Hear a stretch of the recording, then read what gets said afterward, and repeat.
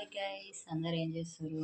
నేనైతే ఇగో పచ్చిశనగకాయలు తీసుకున్నా. నిన్న 50కి 3 డబ్బాలు అంటే ఇవైతే కొన్ని ఎంపుతున్నా. నిన్న కొన్ని ఉడకబెట్టాను, ఈరోజు అయితే కొన్ని ఎంపుతున్నా. పచ్చిశనగకాయలు వేసుకొని తింటే టేస్ట్ ఉంటాయా ఉండవా అనేది అయితే కమెంట్ చేయండి. ఒక సైడ్ అయితే ఈరోజు బ్రేక్ఫాస్ట్ ఏం లేదు, రైసే పెట్టేసిన. ఒక సైడ్ అయితే ఇవి ఎంపుతున్నాను.